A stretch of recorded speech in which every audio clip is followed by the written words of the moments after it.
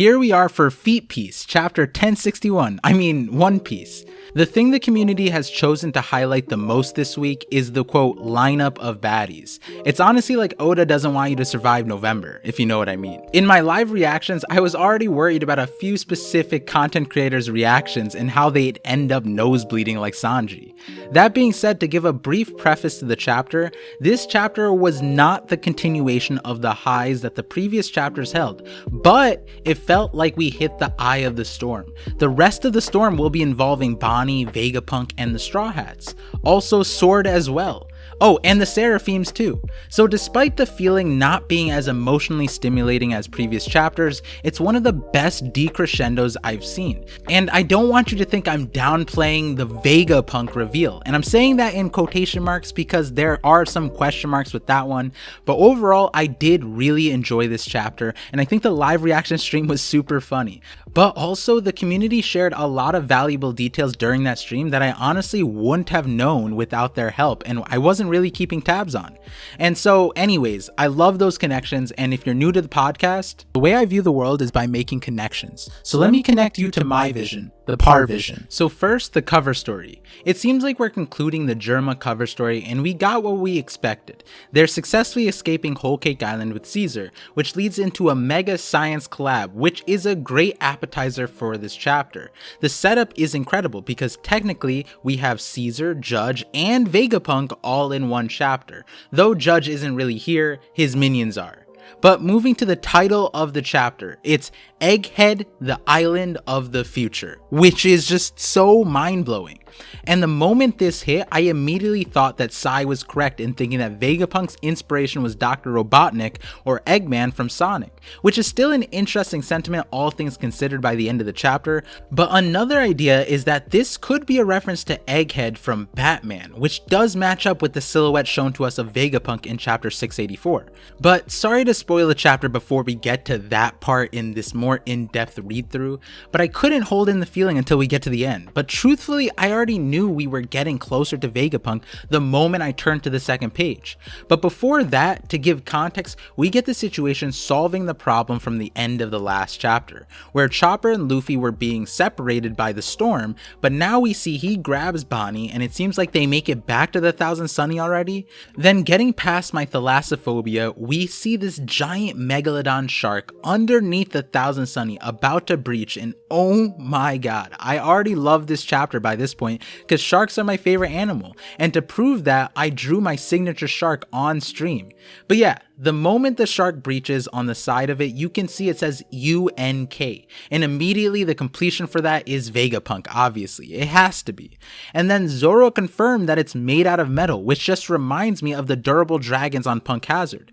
Thereafter, we get a huge sequence of Jinbei saving Luffy, Bonnie, and Chopper, all three of which are Devil Fruit users and need help to swim, but also provided instructions to Frankie to maneuver out of this mess. Then the mecha shark shot torpedoes at the Thousand Sunny and capsized the ship, and then we get even more confusing situation that gets cleared up towards the end of the chapter, where a giant mecha that looks like Frankie's General Frankie but much better and bigger because the shark was shown to be huge, and the mecha pulls up and it's equal size to it. So if it weren't obvious by now, we are definitely getting closer to Vegapunk. Well, it's definitely obvious now. And so the giant mecha throws a haymaker at the shark and puts it out of commission.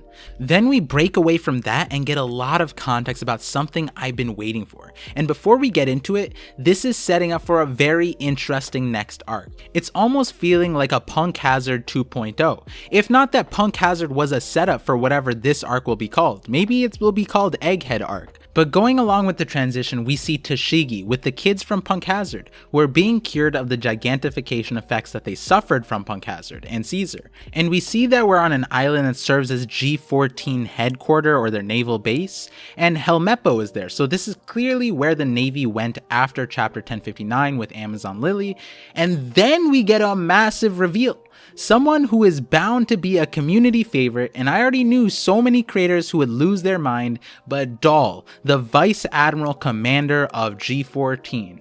But I'm not like other creators, so I maturely moved really quickly past this page. I definitely don't check the live reaction to fact check me. And so not getting tripped up by ODA's tricks and fumbling over Dahl, I quickly moved on to the next page, which is an entire page that covers Sword. It's Sword reveals. We see so many members of Sword now, and it gives us so much context. We see Helmeppo, who is Lieutenant Commander in Sword, and Hibari, another commander, and they're both asking for help in saving Kobe. It was stated that Pirate Island was too dangerous for them to do a rescue mission, and we see a Rear Admiral, Prince Gruz, who is an equal rank to Drake, it seems. So far, it seems like Sword has level-headed leadership, but what's also interesting is this isn't the first time we've seen this Rear Admiral. We actually saw Prince Gruz first in chapter 966 in the cover story for Beige and Chiffon.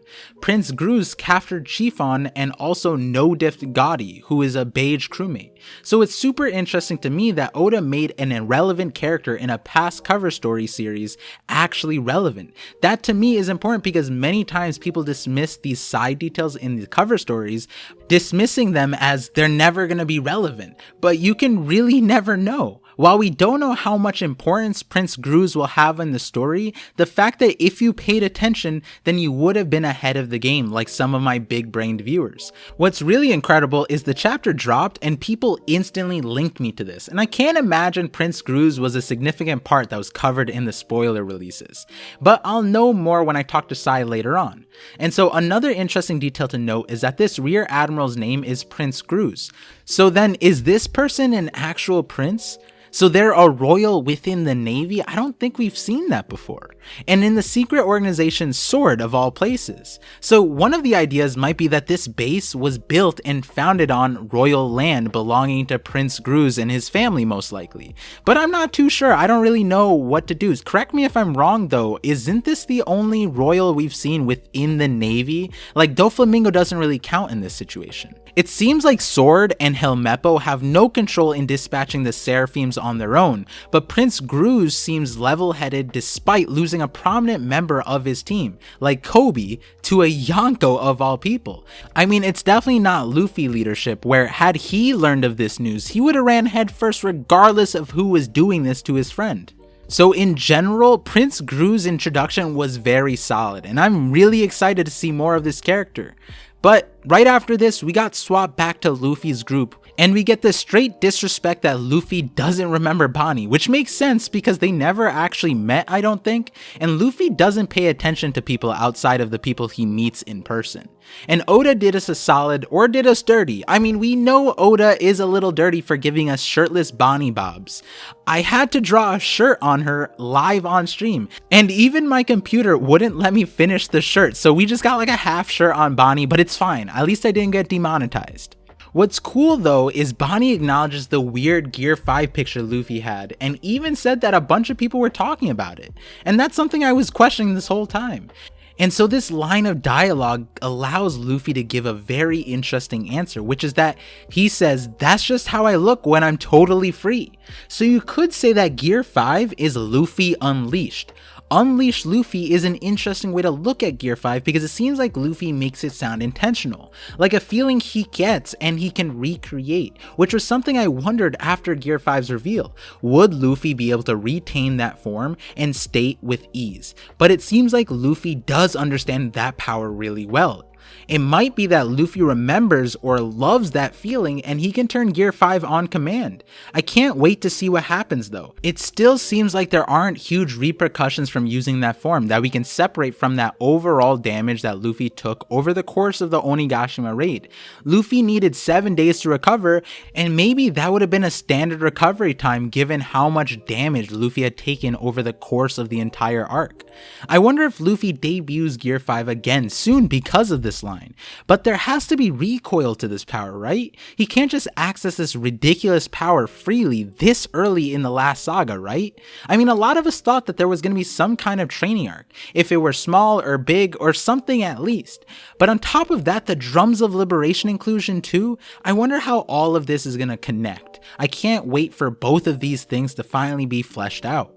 But anyways, then we get the context of Bonnie's appearance. She said her ship and crew were eaten by that mecha shark earlier, which is funny because it kind of reminds me of Crocus, and immediately seeing this underwater mecha shark that Vegapunk created, it's like, what is this person capable of? Which we get into in a second, but we find out that the Straw Hats end up on Egghead Island, a government island that's 500 years in the future, and Dr. Vegapunk's research lab is here. The Thousand Sunny is also gently carried over to the island by the giant humanoid mecha Gundam that we see that has Vega Force written on it. So what's interesting here is this is another situation where Luffy gets derailed from the original route. I feel like this wasn't the original place that they were going to, because between the shark and the explosion and the storm, it seems like they were brought here rather than this being the original destination. We'll know for sure, I guess, if we get an update on the log pose, but also it doesn't make sense that this island would be somewhere you can get with a log pose in the first place, considering Punk Hazard, the other primary government research facility, was a place that you couldn't get to by log pose, and that was emphasized by law. And before I get to a lot of the discussion stuff I want to get to, we got shooketh this chapter because out of the robot is a hot chick, and this woman says she is Dr. Vegapunk, who most people thought was gonna be an old weird dude, but on her chest it says Punk 02, which sort of implies that this isn't actually Vegapunk. It might be that this is an android type of robot that can relay Vegapunk's voice.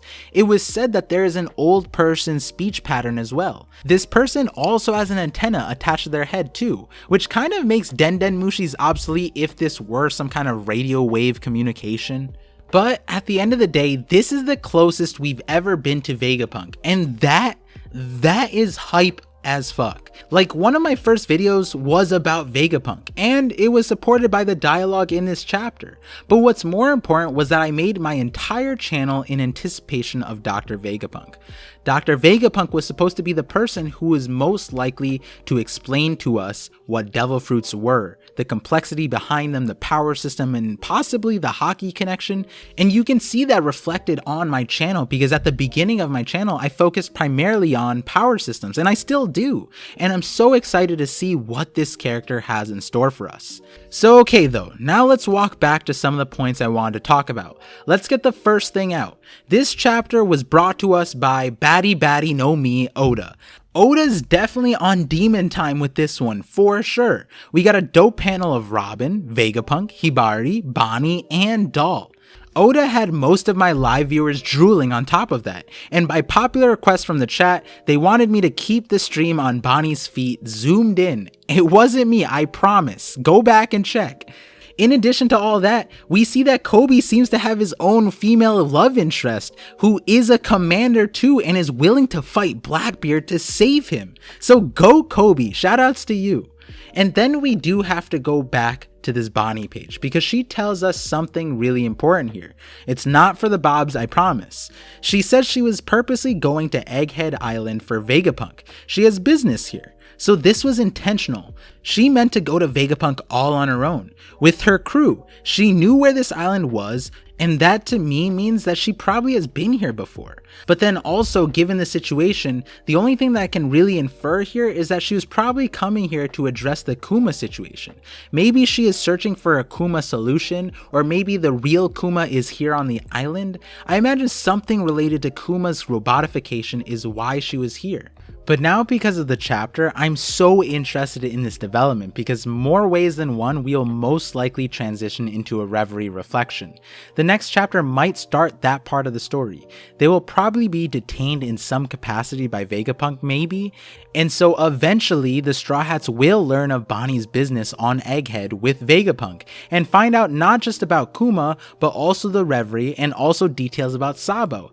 This is what I predicted back with my stream with the Hidden Island back in April, that Bonnie would be the character that tells the Straw Hats about the Reverie and give the truth about Sabo's situation, which they surmised to be not the case of what the newspaper portrayed, and we know that to not be the case from Sabo himself in the recent chapters, which I want to give an update. I have changed my perspective, and do think that Sabo was off the island of Lulusia, watching Uranus blast down on Lulusia from the side. I think that's the best way, in my opinion, for Sabo to survive this, not relying on the Logia aspect. But anyways, let's talk about Vegapunk right now, or whatever we see here, because I said the dialogue supported my original Vegapunk video, and I promised in that video the moment we see more Vegapunk, I will get to that theory for sure. But let's start with the basics, the visuals. It seems like this is similar tech to what Uta had. Is there a possibility that Shanks and Vegapunk had connections? It could be that when Oda said he wanted to have more women-focused designs for Film Red, it was in anticipation of this. It seems like Vegapunk's designs, especially if this is an android robot type of deal, then maybe there's a whole legion of these. And so Oda wanted to practice his designs on females during Film Red, which I haven't seen yet, but I will be seeing very soon. And you know, if there's a legion of these robots, they will make Sanji feel some type of way, but maybe not actually, because they're just robots, and so maybe he won't be affected the same way as a normal human female. And who knows really, it'll be interesting to consider, because what he truly senses and what we saw a glimpse of is that he senses the heart of a maiden. And so maybe Vegapunk can insert the heart of a maiden into their productions. So that brings us to the main thing I want to talk about. So in my original Vegapunk video, a main point was the reason why Vegapunk said Momo's fruit was a failure. I said that Vegapunk thought it was a failure due to something related to the will within the mythical Zoan of Kaido's fruit, which after I posted that video was confirmed to be a canon detail. Originally I said Vegapunk failed to incorporate the will of the original Devil Fruit, but now due to the details of this chapter, it seems like Vegapunk is beyond that already and wants to manipulate willpower. What is said here is that Vegapunk says it's another failure. I wonder why though. Perhaps overriding primal desires is simply impossible. How utterly vexing. I ordered the mecha shark to scout, report, and fire, but if it keeps trying to eat ships, there won't be anything left to salvage. I must have bungled the programming. So there's a lot to dissect here. One, here we get another failure statement. The mecha shark to me is not a failure, but I understand why it's a failure because Vegapunk wanted to erase the primal desires of a shark, which is really interesting. It seems like Vegapunk took a real shark and wanted to reprogram the shark's predatory willpower, and I say it's interesting because Judge actually succeeded in wiping primal desires in his kids and clones. I always thought Vegapunk would be a leg up higher than everyone else in the story in terms of science and medical stuff and all that regard, but it seems like Judge succeeded in something that Vegapunk was not. So though the context seems different because the sacrifice Judge had to make it possible versus what Vegapunk seems to want to do is just erasing the existing desires, whereas Judge makes it so that none of the desires are present at all from the very start, which is a very different concept, and I wonder if we'll get to that point in distinction within the story. But all of this supports the idea that Vegapunk is working in manipulating wills, which is incredibly important since that ties to the Devil Fruit Haki theory, but more important, a detail that Larry from That One Piece Talk brought up in a conversation that we had on their channel. It was that when the Seraphims were revealed, we saw a Seraphim Mihawk split an island with a sword. The importance there being that we've learned that a swordsman achieves their power through channeling Haki and willpower. Their desire to cut something is required for the extreme level attacks like that of splitting an island. So Larry was saying it seems like Vegapunk infused the Seraphim with a synthetic will that allows the unit to achieve such a feat, which especially after this chapter, I definitely do believe that Vegapunk is capable of something like this. On top of that, something I said I would think about is the question of the star eyes that we saw in the Boa Seraphim. Given that I have the double layered eyes theory, it makes sense a lot of people would ask me that, and I had no answer before. But now my current theory is that those star eyes represent mechanical or synthetic wills. Manufactured wills, maybe. It's interesting though because we only saw the Boa Seraphim with those eyes, whereas Mihawk's eyes transferred to his Seraphim. So we'll have to see the other Seraphims for this thought to be further, explored. That being said, we might get a situation where we actually see more of these eyes very soon, given that we are on the island where the Seraphims are located and probably built. And this brings us to another conversation where, given the Straw Hats are probably going to interact with Vegapunk's creations, is this the training arc? I wonder if Luffy, Zoro, and Sanji primarily will be able to fight the Seraphims and show us their power ceilings. It almost seems like Zoro, between his desire to fight Mihawk and a tanned Mihawk, will be sparked here, and maybe we get a teaser for that fight, because when you really think about it, when we got introduced to the pacifistas, they were used largely as a benchmark to the Straw Hats' powers. When they were introduced on Saba Odi, it took the entire monster trio to unleash their strongest attacks to take down one pacifista, whereas we saw after the time skip, they each could dismantle a pacifista all on their own, pretty much no diff. And what's interesting here is now the Seraphims are introduced and they were given such a grand showing, yet we don't know how the monster trio would exactly line up against them. And something I was thinking about was, well, we want Vegapunk to assist the Straw Hats by benefiting Frankie and Chopper and possibly Sanji.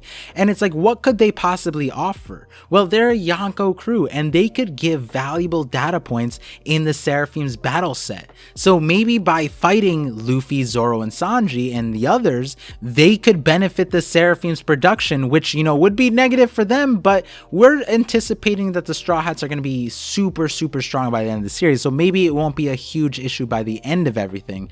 But then again, we don't know about Vegapunk's current situation and position here. We have to learn about that.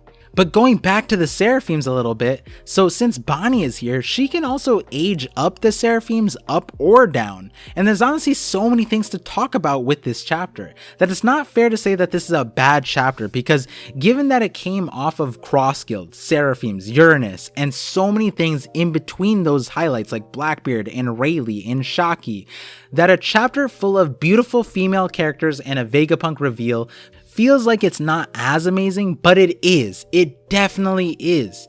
This has been a chapter that many people have been waiting for the entirety of the series even. And it's finally here. After 1061 chapters, we're finally actually one step closer to getting a taste of Vegapunk. And I just want you to know, I would have said that regardless of the context of Vegapunk. Like I said at the end of my Vegapunk video, Dr. Vegapunk is a character I've been anxiously waiting for. And to give you my input here, I still think that Vegapunk might be a male who is controlling these robots from a distance. Though Vegapunk could easily be someone unafraid to be on the front lines, right now I still get the feeling that this Vegapunk O2 female unit is probably just a vessel of some sort that is replaceable for either him to control directly or remotely. One of the main reasons I think this is just a chapter before we got a situation where Sanji detected that Bonnie had the heart of a maiden, and he knew that a female was stuck in the eddy. But in this chapter, Sanji cannot sense Vegapunk's heart, and instead of saying a female is coming out, Sanji says somebody is coming out according to the TCB scans. And as you know, if you've seen my Sanji video or live reaction, this is significant because Sanji has honed his skill on sensing a woman's presence throughout the story, and this is often used for plot relevance. So this could be a synthetic body that Vegapunk is uploading his brain into, and it's kind of like an Orochimaru Naruto's type of situation where it's kind of like a permanent youth allowed by switching vessels. And I want to clarify before we close out, I would love it if Vegapunk was actually a female. I think it would be great for the story, but also to have the authority on science and knowledge and medical prowess and power that supersedes the male mad scientist to be a woman, that would be awesome in my opinion. Honestly, a running theory of mine was that Vegapunk is a Tontada or an Automata, and I would definitely love some diversity among the scientists, not just for whatever agenda you might think, but I also think it would be a breath of fresh air and also make the science stuff more cool within the series. But either way, I'm super excited. Then there's the whole Bonnie angle, where if Bonnie knew where this island was, that kind of implies that she's already been here, and that lends itself to the idea that Bonnie has already interacted with Vegapunk before. And though I think Vegapunk is younger than we think, I didn't think that they would be this young. I didn't think that they would look this young looking. I lean towards Vegapunk not being from the Void Century, so maybe Bonnie enabled this appearance. Maybe that's the business referred to by Bonnie here. We do have to know why she's important to the world government and what role she played in the Reverie. And that is something I'm definitely looking forward to, and if we were to dub this the Egghead arc, this might end up being one of my favorite arcs in all of One Piece, given that it has Vegapunk in it. And so if I were to predict, or at least claim my desire out of 1062, it would be that I would want to stay with the Straw Hats here. I want to continue and learn about the Reverie. Maybe we need 2 chapters for the Reverie reflection. We learn about Sabo, Kuma, Vegapunk, Bonnie, and everything. The Straw Hats need more than just a lore dump. They need to read those poneglyphs they have. They need to figure out the last poneglyph, but also get connected with the rest of the world. And with that, I want to thank you for connecting with me and listening to the last saga with your host Parvision. I'll try my best to be on top of these episodes. Note that if I do miss an episode of this, I probably will put a lot of my thoughts in my live reactions, the following streams the days after, the future theory videos related to the current chapters, and most importantly on Sai's channel, where him and I do collaboration discussions of the chapter every single week. And there's another one where he shares a lot of great details about the spoilers that are coming out very soon. I will be trying my hardest to make this content enjoyable for you because I enjoy your presence and that you're taking your time to listen to my thoughts about this beautiful story we are all following and sharing. And so, like always, thank you for connecting with me, and I'm looking forward to connecting with you all on the next Parvision.